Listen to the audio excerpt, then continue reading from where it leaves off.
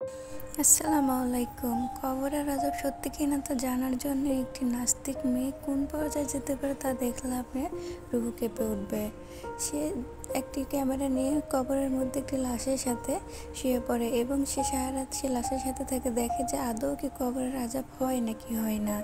এবং তারপরে আমরা দেখতে পাই যে মেয়েটির সাথে কি কি ভয়ানক কাহিনী ঘটতে থাকে। ইন্দোনেশিয়া এই মুভির নাম হচ্ছে সিকসা কুবুরা, যার অর্থ হচ্ছে কবরের আযাব।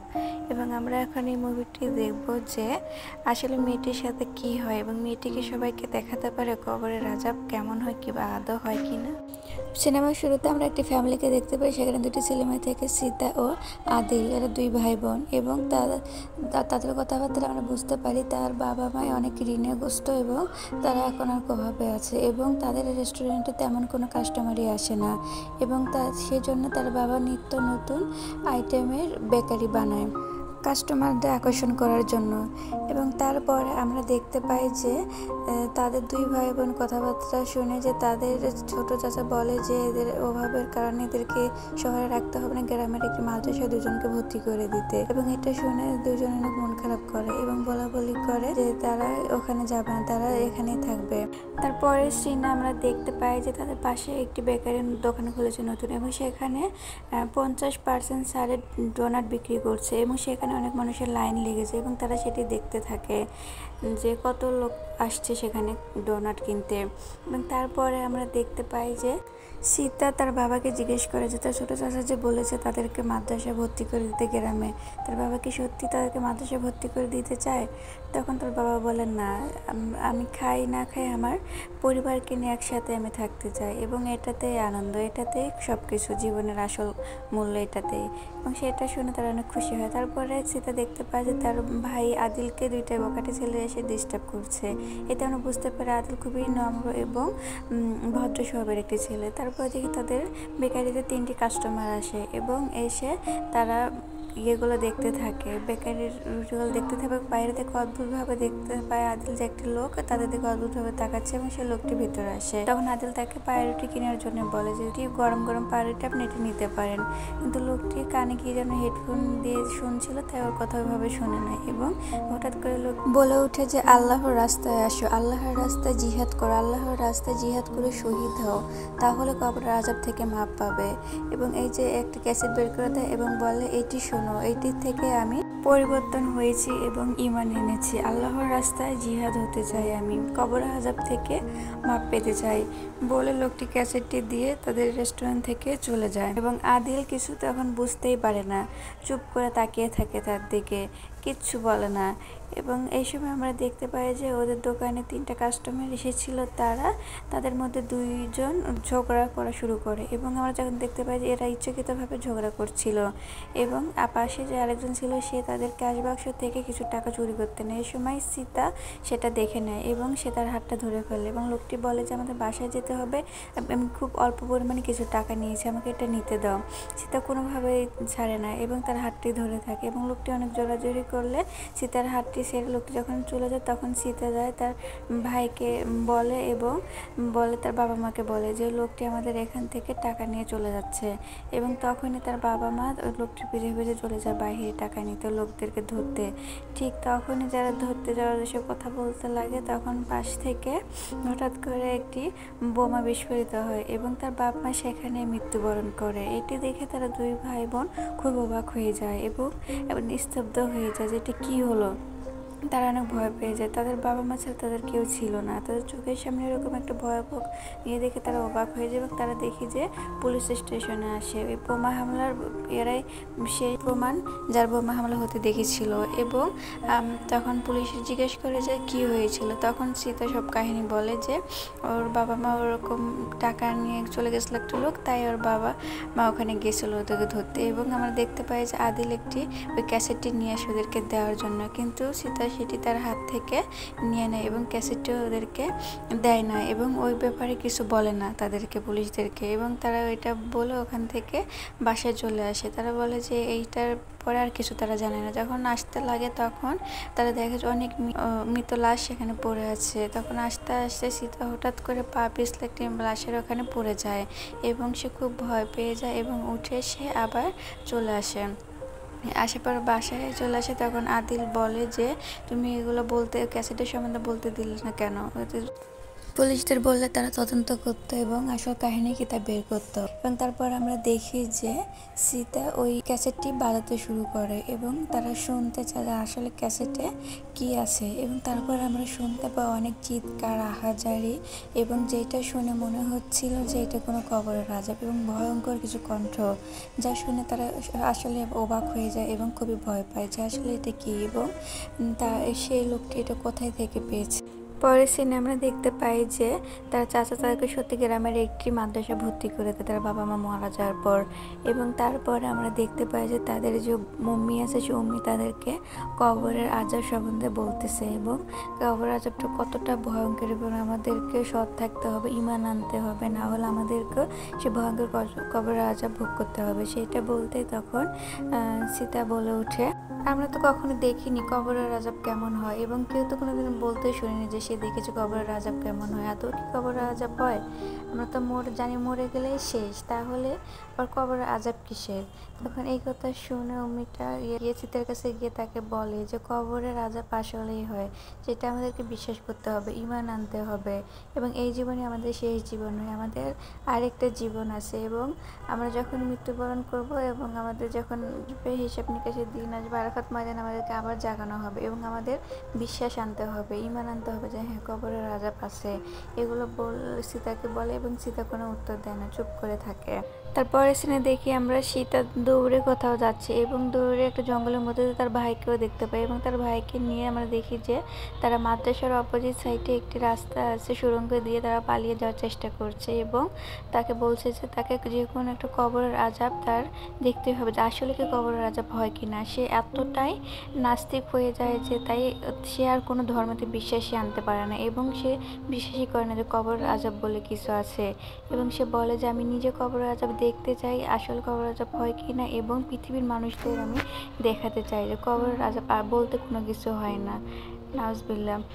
তারপরে সে জঙ্গলের মধ্যে দিয়ে হাঁটতে হাঁটতে একটা সুড়ঙ্গে দেখতে পায় এবং সে সুড়ঙ্গ দিয়ে তার ভাইকে নিয়ে যেতে লাগে এবং যেতে লাগে যখন সুড়ঙ্গের মধ্যে অনেক অন্ধকার এবং তারা অন্ধকার সুড়ঙ্গের মধ্যে দিয়ে যেতে শুরু করে এবং একটি টর্চ লাইট নেয় এবং তার ভাই পিছিয়ে পিছিয়ে যায় এবং সীতা সামনের দিকে যায় এবং হঠাৎ তারা একটি ছোট্ট বাচ্চাকে দেখতে পায় এবং ছোট্ট বাচ্চাকে জিজ্ঞেস করে তুমি কে। তখন ছোট্ট বাচ্চাটি বলে আমি ইউসুফ। এই কথা বলার পরে পিছন থেকে ফিরে দেখে যে তার ভাই নেই সীতা এবং সে দৌড়ে বাইরে বেরিয়ে আসে এবং বাইরে বেরিয়ে এসে দেখে যে তার ভাইকে মাদ্রাসার শিক্ষকরা সবাই ধরে ফেলেছে এবং তাকেও তারা ধরে নিয়ে চলে যায়। এবং তারপরে আমরা দেখতে পাই যে ওই মাদ্রাসার নিয়ম, যদি কোনো অপরাধ করে তাদেরকে লাল হিজাব পরিয়ে দেওয়া হয় এবং একটি উম্মে দেখি তাকে সাদা হিজাব খুলে লাল হিজাব পরিয়ে দিচ্ছে এবং তাকে বলছে যে এখান থেকে পালিয়ে যেও না, এখান থেকে কোনোভাবে পালাতে পারবে না তোমরা। এই কথা বলার পরে তখন সীতা তার বাবা মার কথা মনে করে খুব কান্না করা শুরু করে দেয় এবং সেটা দেখে উম্মের মনে অনেক কষ্ট লাগে এবং মায়া হয় এবং সে তখন সীতার লাল হিজাবটি খুলে আবার সাদা হিজাবটি পরিয়ে দিতে লাগে। তখন সীতা বলে উঠেছে সে গুহার মধ্যে ইউসুফ নামের একজন ছেলেকে দেখেছিলাম, বাচ্চা ছেলে, সে বলছিল আমাকে সাহায্য করো, সে কে। তখন উম্মি কোনো কথা বলেন, তখন বড় উম্মি চলে আসলে সে ভয়ে আবার লাল হিজাবটা তাকে পরিয়ে দেয় এবং তারপরে আমরা দেখতে পাই যে মাদ্রাসার যে কর্তা বড় মালিক সে আসে, ইউয়ান। তারপরের সিনে আমরা দেখি যে সীতা পড়ছিল এবং এই সময় তার জানলাতে দেখতে পায় যে একটা উম্মি রাতের বেলা কোথায় জানা যাচ্ছে এবং সেটা দেখে সেও তার পিছু নেয় এবং সে শুনতে পায় যে একটা উম্মি আরেকজনকে বলছে যে ইউয়ান এটি ঠিক করে না, সব বাচ্চাদের ক্ষমতা একরকম থাকে না, তার টর্চার সব বাচ্চারা মেনে নিতে পারে না, যেরকম ইউনিসটা মেনে নিতে পারেনি, সে মারা গেছে, এরকম করে আদৌ তার ঠিক হচ্ছে না।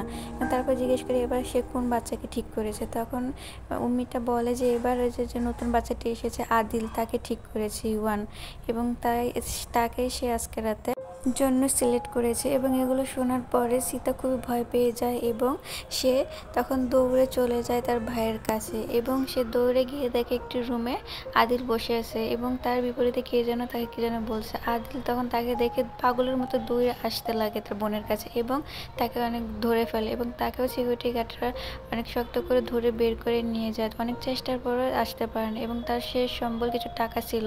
তখন সীতা সিকিউরিটি গার্ডদের কিছু টাকা দিতে চায় এবং তারা সেটাও শুনে না এবং সে আদিলকে তাকে নিজে একটি স্টোর রুমে বন্ধ করে দেয় এবং তখন সে অনেক কষ্ট করে জানলাটা খোলার চেষ্টা করে, কিন্তু সে জানলা খুলতে পারে না। তার একটি হাতে নখ উঠে চলে যায় এবং তারপরে সে বুদ্ধি করে তার হিজাবটা দিয়ে ওই কাঠের মধ্যে দিয়ে টেনে বের করে কাঠ ভেঙে ফেলে এবং তারপরে সে যখন একটু রাস্তা পায় তখন ওই দিক দিয়ে সুড়ঙ্গ দিয়ে সে বের হয়ে চলে যায় এবং সেখানে তার একটু মেয়ের সাথে দেখা হয়ে যায় এবং সে তাকে দেখে খুব ভয় পেয়ে যায় এবং সে ভাবে সে তাকে আটকাবে এবং বকবে, কিন্তু না, সে তাকে একটি টর্চ দেয় এবং বলে তোমার জিনিসপত্র এখানে আছে, তুমি তোমার ভাইকে নিয়ে এখান থেকে পালিয়ে যাও, যতদূর সম্ভব এই গুহাতে তুমি বের হয়ে চলে যেতে পারবে, তোমার প্রয়োজনীয় যা কিছু আছে সব আমি এখানে দিয়ে দিয়েছি, তুমি ভয় পেও না, তুমি যেভাবে পারো তোমার ভাইকে এখান থেকে নিয়ে চলে যাও।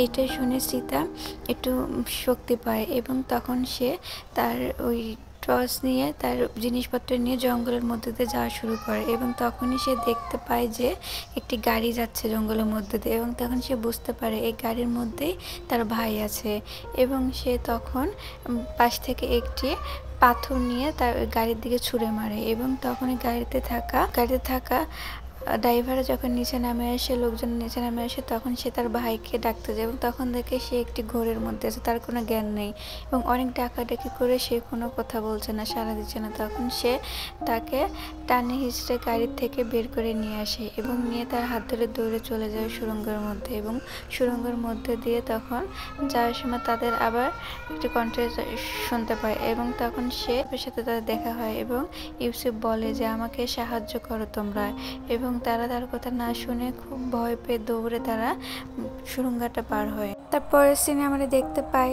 যে তাদের বড়বেলা দেখানো হয় এবং বড়বেলা তখন দেখি আমরা সীতা একটি বৃদ্ধাশ্রমে চাকরি করে এবং তার ভাই আদিল একটি কোম্পানিতে চাকরি করে যেখানে মানুষ মারা গেলে মৃত মানুষকে তার গোসল করানো, দাফন করানো এবং মাটি দিয়ে এগুলো কাজ করতে হয় তার।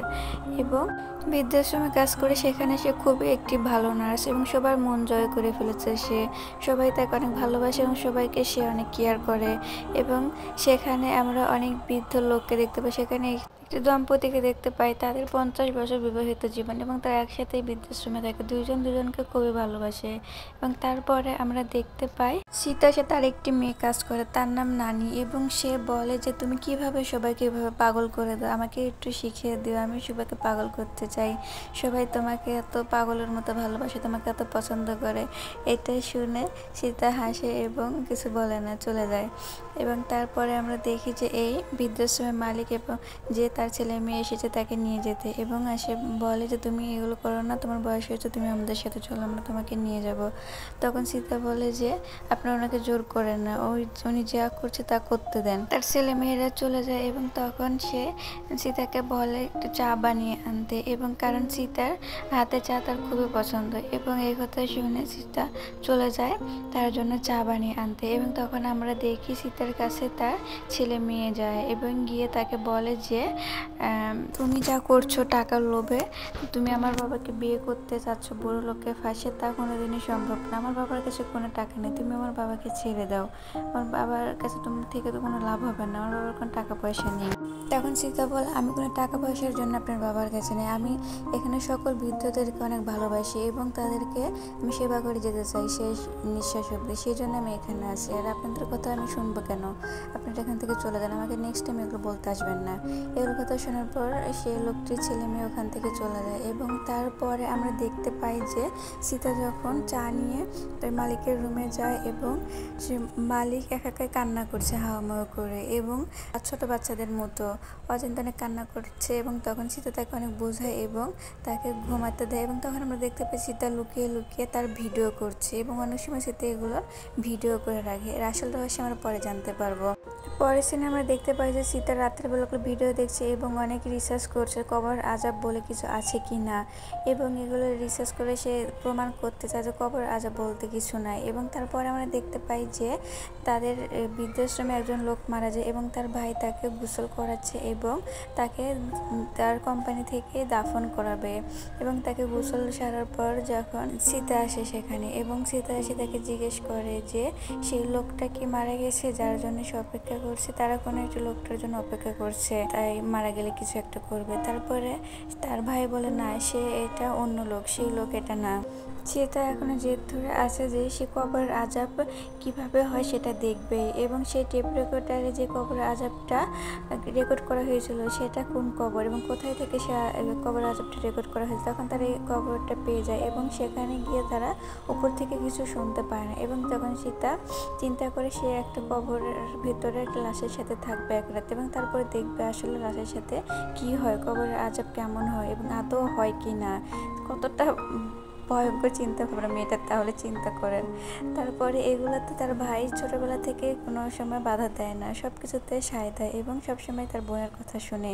এবং এগুলো বলতে বলতে আদিলের বাসায় ফিরতে অনেক দেরি হয়ে যায়, এবং সে যখন বাসায় যায় তখন তার ওয়াইফ দরজা খুলে তারপর অনেক রাগ করে এবং তার জিনিসপত্র তাকে দিয়ে ঘর থেকে বের করে দেয়, এবং আদিলও কিছু বলে না। এবং তখন আদিল জিনিসপত্র নিয়ে চলে আসে সীতার কাছে, এবং তখন আমরা সীতাকে দেখতে পাই যে সে ওই বৃদ্ধাশ্রমের মালিক লোকটার সাথে কথা বলছে এবং তাকে বলছে যে আপনি কি বিশ্বাস করেন যে কবর আজাব বলে কিছু আছে এবং কবর আজাব বলে কিছু হয়? তখন সে লোকটা বলে অবশ্যই বিশ্বাস করি। বলে আমি বিশ্বাস করি না যে কবর আজাব বলতে কিছু হয়, এবং আমি সেটা দেখতে চাই যে কবর আজাব বলে কিছু আছে কি না, এবং তা পৃথিবীর লোকদের সবাইকে দেখাতে চাই। এবং বলে আপনি তো অনেক পাপী, আপনার তো কবরের আজাব হওয়ার কথা। তখন এই কথা বলার পর তখন আমাদেরকে ফ্ল্যাশব্যাকে দেখানো হয় ইনি আর কেউ নয়, ইনি সে মাদ্রাসার মালিক ইউহান। এবং এগুলো কথা বলতে সেখানে আদিল চলে আসে এবং সে তাকে দেখে চিনতে পারে এবং সে গিয়ে তাকে অনেক মারধর করা শুরু করে। এবং তখন সীতা তাকে মানা করে যে তাকে মারধর না করতে, তার যে পাপ আছে সেই পাপের কি সাজা হয়, কি শাস্তি হয় সে দেখতে চায়, কবরের আজাব সে দেখতে চায়, এবং তাকে মানা করে যে তাকে না মারধর করতে। তখন সীতা ইউহানকে বলতে থাকে তুমি তো অনেক পাপী, যার উপর কোনো পাপ হয় না। আমি দেখতে চাই যে আল্লাহ তোমাকে কবরের কি আজাব দেয় এবং তোমার কি পরিমাণ কবরের আজাব হয়, এবং আদৌ কি কবরের আজাব হয় নাকি হয় না, এবং তোমার কবরের আজাব পৃথিবীর সকলকে দেখাতে চাই যদি কবরের আজাব হয়ে থাকে। আর যদি না হয়ে থাকে তাহলে সবার সে ভুল ধারণাটা ভেঙে দিতে চাই যে কবরের আজাব বলতে কিছু আছে। এবং এই কবরের আজাবের কথা চিন্তা করেই মানুষজন এই জঙ্গিবাদ করে এবং তারা বোমা হামলা চালায় এবং তারা ইসলামী পথে শহীদ হতে চায়, এবং তারা অনেক জীবনের ক্ষতি করে। তাদের এই অন্ধবিশ্বাসটা আমি ভেঙে দিতে চাই যে কবর আজাব বলতে কিছু হয় না। ইউহান নিজেই নিজের মাথাতে গুলি করে এবং নিজে আত্মহত্যা করে। সে তো নিজে অনেক পাপ করেছে আগে, এবং মৃত্যুর আগেও সে এমন একটা নিকৃষ্ট কাজ করে গেল যা মহাপাপ, এবং সে বলে যে আমি মৃত্যুবরণ করছি, তুমি দেখো তোমার ইচ্ছে তুমি পূরণ করো। তারপর আমরা দেখতে পাই যে আদিল ইউহানের ধোয়ার দায়িত্ব পেয়েছে এবং তাকে দাফন করার। ইউহানের এত ঘৃণা লাগছিল ছোটবেলার কথা মনে করে যে তার বমি চলে আসে ঘৃণায়। এবং তারপর আমরা দেখতে পাই খুব কষ্টে তার গোসল শেষ করে তাকে দাফন করতে যায়, এবং তখন সীতা এমন একটা ভয়ঙ্কর পদক্ষেপ নেয়, সে বলে তার ভাইকে যে আমি আর কবরে এক রাত থাকতে চাই ক্যামেরা নিয়ে, এবং দেখতে চাই কবরে আল্লাহ তাআলা কি আজাব দেয়, কবরের আজাব কি হয় এর সাথে, আদৌ আজাব হয় কি হয় না। এই বলার পরে দেখি যে সীতা একটি ক্যামেরা নিয়ে ইউহানের পাশে গিয়ে শুয়ে পড়ে, এবং আদিল তার উপর কাঠে দিয়ে তার উপর মাটি দিয়ে চাপা দিয়ে রাখে এবং উপরে একটি পাইপ দিয়ে রাখে যাতে কোনো সমস্যা হলে তার ভাইকে যেন সে ডাকতে পারে, এবং কোনো সাহায্যের প্রয়োজন হলে তার ভাই যেন তাকে সাহায্য করতে পারে। এবং এটা বলার পরে তার ভাই উপরে বসে থাকে, কবরের উপর একটা হারিকেন নিয়ে বসে থাকে যে তার বোন কোনো কিছু আওয়াজ করলে সে যেন তার বোনকে সাহায্য করতে পারে।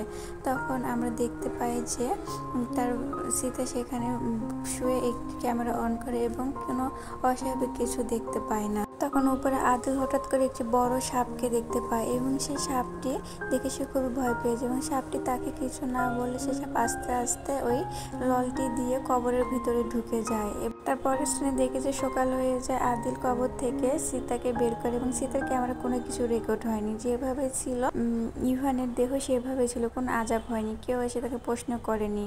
এবং সীতা সেটা দেখে বলে, দেখেছো আমি বলেছিলাম না কবরের আজাব বলতে কিছু হয় না, আমি এখন সবাইকে দেখাতে চাই।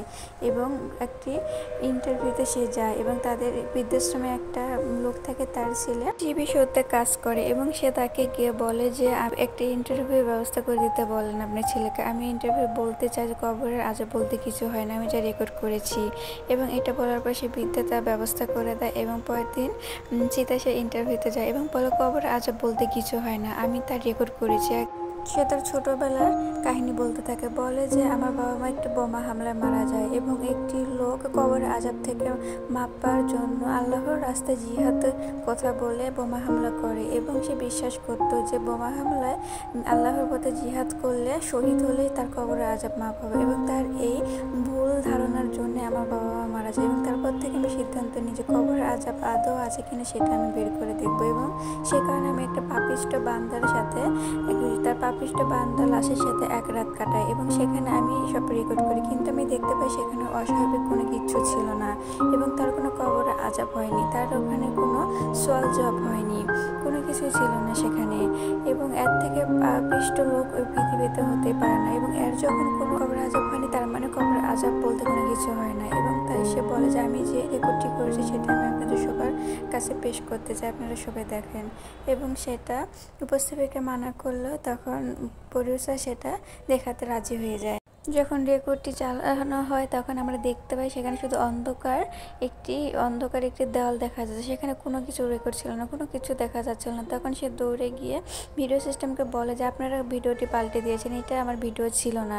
তখন তারা বলে আমরা কোনো ভিডিও পাল্টে দিই না, আপনি যা দিয়েছেন সেটা চালানো হয়েছে। এইটাই শুনে সে খুব রাগ করে চলে আসে তার ভাইয়ের কাছে, আদিলের কাছে। তখন সে চিন্তা করে এটা আদিলেরই কাজ এবং তখন আদিলকে গিয়ে সে বলে সে এটা কেন করেছে। তখন সে বলে যে ধর্ম নিয়ে এইভাবে হবে না, মাতামাতি করাটা ঠিক হবে না, এটা অনেক বড়। তখন সীতা বলে যে এর জন্যই আমার বাবা মা মারা গেছে, সে যদি বোমা হামলা না করতো, এই কবরে আজাবের ভয় না করে আজকে আমার বাবা মা মারা যেত না। তখন আদিল রেগে গিয়ে বলে তার জন্য বাবা মা মারা যায়নি, মারা গিয়েছে তোমার জন্য। তুমি যদি ওই সামান্য করে টাকার কথা বাবাকে না বলতে, বাবা মা যদি বাইরে না যেত, তাহলে আজকে বাবা মার এভাবে মৃত্যু হতো না, সব দোষ তোমার, তুমি ভুল করেছো, তারা না।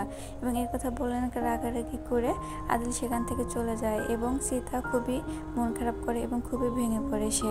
এবং তখন সে তাদের ফ্যামিলি ফটো নিয়ে দেখছে এবং অনেক কান্না করেছে, তাদের অনেক ভালো একটি ফ্যামিলি ছিল, সে কল্পনা করেছিল ছোটোবেলার কথা। এবং হঠাৎ সে একটি আওয়াজ শুনতে পায় ইভানের রুমে এবং তখন সে রুমে গিয়ে দেখে যে কোনো কিছু নেই এবং সে হঠাৎ দেখতে পায় যে জানালা দিয়ে একটি হাত ও একটি ভয়ঙ্কর হাত। এবং সে যখন ওখানে যায় তখন সে সেখানে কোনো কিছু দেখতে পায় না এবং সে বের হয়ে আসে এবং সে বাহিরে দেখতে পায় যে প্রথমে আমরা দেখলাম যে একটা দম্পতি, তাদের 50 বছরের সংসার। সে বলে যে আমার বর অন্য একটি মেয়ের সাথে, অন্য একটি নার্সের সাথে একটি রুমে, এবং সে এটা বলে তখন ওকে দেখতে বলে এবং সে সীতা গিয়ে রুমটা খুলে দেখে যে তার বর যে সিস্টার ছিল নানির সাথে ইনক্রিমেন্ট হচ্ছে এবং সেটা দেখে সে খুবই অবাক হয়ে যায়। এবং তখন সে চলে আসে, সে এবং তার বউয়ের কাছে অনেক কম আছে, তার বউ তার কোনো কথাই শুনতে চায় না। তার বউ খুবই রাগ করে এবং বলে আমাদের 50 বছর বিবাহিত জীবন, তারপরে তুমি এটা কিভাবে করতে পারলে।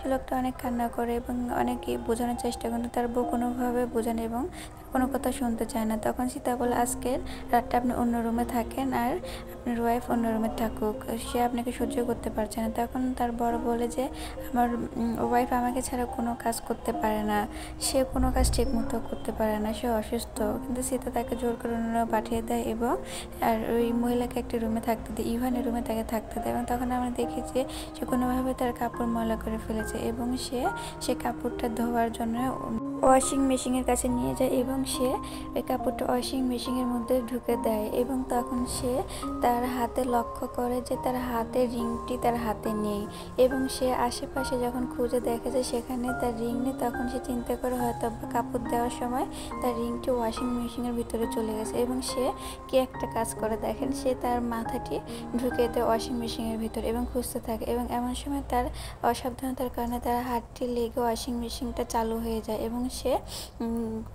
ঘুরতে থাকে চারিদিকে, ঘুরতে থাকে এবং বুঝতেছেন তো কি একটা অবস্থা। তারপরে সে কোনোভাবে তার হাতটি দিয়ে ওয়াশিং মেশিনটি বন্ধ করে ফেলে এবং বন্ধ করার পরে সে বের হয়ে আসে এবং তখন বের হয়ে আসতে লাগে দেখে তার মাথার চুলটি ওয়াশিং মেশিনের ফ্যানের সাথে বেঁধে গেছে এবং কোনোভাবে সে বের হতে পারছে না। টানাটানি করাতে তার মাথার চুল ছিঁড়ে মাথার হয়ে গিয়ে সে মৃত্যুবরণ করে ওখানে এবং তার বর অনেক কান্না করে, অনেক চিল্লাচিল্লি করে যে তার বউয়ের কাছে যে সে অন্যায়টি করেছে, পাপটি করেছে, তার সাথে সে তার কাছে ক্ষমা চাইতে পারেনি, তার বউ মারা গেছে। এবং এখানে আমরা দেখতে পাই নানি অনেক কষ্ট পায়, অনেক কান্না করে যে সে ছোটোবেলা থেকে একা ছিল এবং যখন এই লোকটা তার সাথে মিশছে এবং ভালোভাবে কথাবার্তা বলছে, তাকে সুন্দর বলে, তার প্রতি সে দুর্বল হয়ে যায় এবং সে এই কাজটা করে।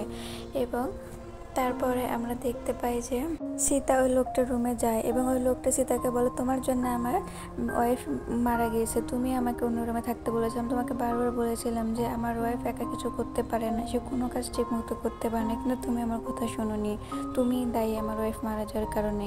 এবং এগুলো শুনে সীতা খুবই ভেঙে পড়ে এবং খুবই অসহায় হয়ে যায়, সে কী করবে কোনো কিছু বুঝতে পারে না।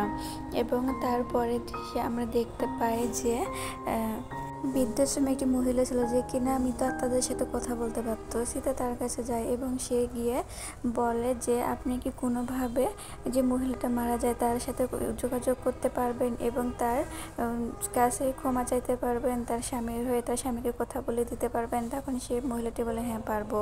এই বলে কয়েকজন মানুষকে নিয়ে সে একটি আসন দেয় এবং তখন সে ইয়েকে ডাকতে থাকে, যে মহিলাটা মারা যায় সে তাকে ডাকতে থাকে এবং তখন সে কথা বলে এবং হুট করে সে ওই মহিলাটার ভিতরে চলে আসে এবং কথা বলতে থাকে। তখন তার স্বামী তাকে জিজ্ঞেস করে যে আমাকে তুমি মাফ করে দাও, আমার ভুল হয়ে গিয়েছে এবং কী করলে তুমি বলো আমাকে মাফ করে দিবে।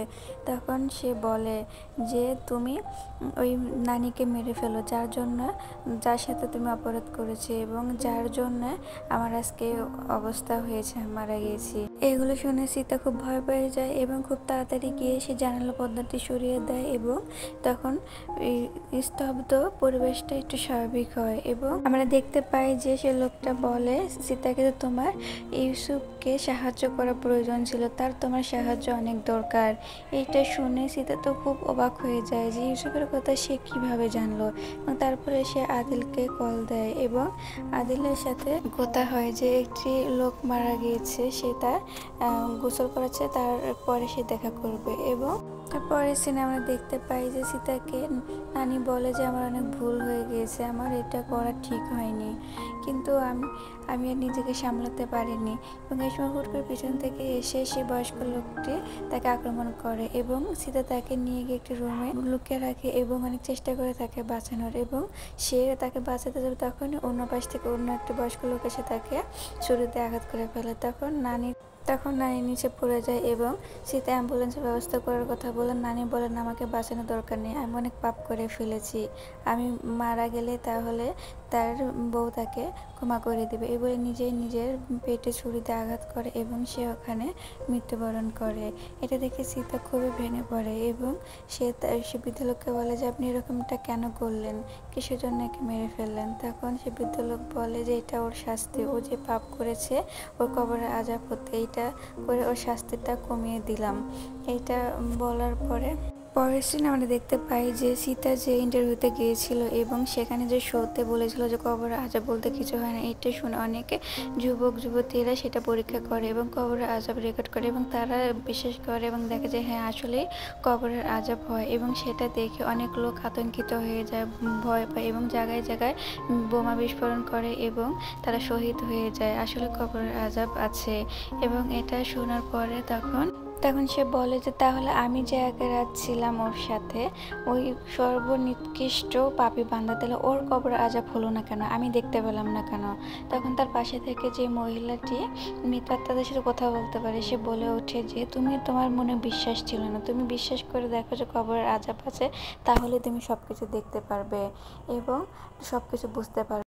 তখন আমরা দেখতে পাই সে দৌড়ে আবার সেই ইউহানের কবরের কাছে যাবে, কবরটি খুঁড়ে ভেতরে যেতে দেখে কে যেন তাকে চাপ দিয়ে কবরের ভিতর ধরে রেখেছে এবং সে ভেতরে যেতে মনোভাব করে তাই সে ওই আগে যে গুহা দিয়ে বের হয়ে এসেছিল মাদ্রাসা থেকে, সে গুহার ভিতরে গিয়েছে এবং সে তখন সেখানে দেখতে পায় ইউসুফকে এবং অন্যান্য অনেক মৃতদেহকে সে ওখানে দেখতে পায় এবং সে দৌড়তে দৌড়তে হঠাৎ করে নিজেকে আবিষ্কার করে যে তাদের সে বেকারিতে এবং সেখানে সে দেখতে পায় সে ছোটবেলা ঘটে যাওয়া কাহিনীটি যে লোকটি ওদের ক্যাশ বাক্স থেকে কিছু টাকা নিচ্ছে এবং সে এবার সেখান থেকে টাকা নেওয়ার সময় সেতে কিছু বলল না, সে লোকটি টাকা নিয়ে চলে গেল এবং তখন হাতটি সে ছেড়ে দিল। তারপরে তার বাবা মা তাকে ইশারা দিয়ে বিয়ে করে চলে গেল এবং সে সেখানে কান্নায় ভেঙে পড়লো। তারপর আমরা দেখতে পেলাম যে সে যখন ফিরে চলে আসতেছে ওই টার্নেল দিয়ে তখন অনেকগুলো মৃত লাশ দেখতে পায় এবং সে ওখান থেকে যখন বেরিয়ে আসে তখন সে বুঝতে পারে যে ইউহানের কবরের আযাব সম্পর্কে এবং তার ক্যামেরাতে রেকর্ড হয় যে কে যেন এসে তাকে প্রশ্ন করে মান রব্বুকা, মানে তোমার রব কে, এবং তখন সেইটা ইউহান কোনোভাবে উত্তর দিতে পারছে না এবং তখন তাকে কে যেন জীবিত করলো। সে তখন উঠে বসে এবং তাকে একটি সাপ ক্ষতবিক্ষতভাবে আঘাত করছে এবং সে পুনরায় আবার সুস্থ হয়ে যাচ্ছে আগের মতো এবং আবার তাকে ক্ষতবিক্ষত করে তার মুখ থেকে মাংস ছিঁড়ে ছিঁড়ে খাচ্ছে এবং তাকে কঠিন থেকে কঠিনতম আযাব দেওয়া হচ্ছে সেখানে। সেটা দেখে সে খুবই ভয় পেয়ে যায় এবং তখন সে আস্তাগফিরুল্লাহ পড়তে থাকে তার ভুল থেকে ক্ষমা প্রার্থনা করার জন্য এবং সে তো তখন পুরো আস্তাগফিরুল্লাহ পারে না এবং তখন ওখান থেকে কেউ একটা তাকে সাহায্য করছে আস্তাগফিরুল্লাহ পড়ার জন্য এবং সে তখন পুরো আস্তাগফিরুল্লাহ পড়ে এবং সেখান থেকে বের হয়ে আসে এবং তখনই সে কবর আযাবটা দেখতে পেল, অনুভব করতে পারল যখন সে আল্লাহর প্রতি বিশ্বাস এনেছিল এবং সে বিশ্বাস করেছিল যে হ্যাঁ কবর আযাব বলতে কিছু হয় এবং সে তখন তার ভাইয়ের সাথ করে নিয়ে ওখান থেকে বের হয়ে চলে আসে। পরের সিনে আমরা দেখতে পাই যে কেউ একজন ইউহানের করা ভিডিও দেখছে এবং সে যখন ভিডিওটি বন্ধ করে তখন আমরা তার হাতে বয়স্ক লোকটি যে মারা গেল সে তার রিংটি তার হাতে পড়া, এই রহস্যটা এখানে ক্লিয়ার করা হয়নি এবং এটাই ছিল এই মুভির কাহিনী। আমাদের মাঝে এরকম অনেক নাস্তিক আছে যারা মনে করে যে আমরা মারা গেলেই শেষ, হয়তো আর কোনো কিছু নেই, কিন্তু এটা আমাদের কোনোদিনই ভাবা যাবে না। আমাদের যেরকম কোরআন সত্য, কোরআনের বাণীটা সেরকম সত্য, আমাদের এগুলোতে বিশ্বাস আনতে হবে, বিশ্বাস করতে হবে যে মৃত্যুর পরে হাসরের ময়দান আছে, সেগুলোতে আমাদের বিশ্বাস রাখতে হবে, ঈমান আনতে হবে এবং নামাজ কালাম পড়তে হবে কবরের আযাব থেকে মাপ পাওয়ার জন্যে। আমার ভিডিওটি যদি ভালো লেগে থাকে আপনাদের লাইক কমেন্ট শেয়ার করতে ভুলবেন না এবং এরকম ভিডিও পাওয়ার জন্য সাবস্ক্রাইব করে পাশেই থাকবেন। ধন্যবাদ, দেখা হচ্ছে অন্য কোনো ভিডিওতে।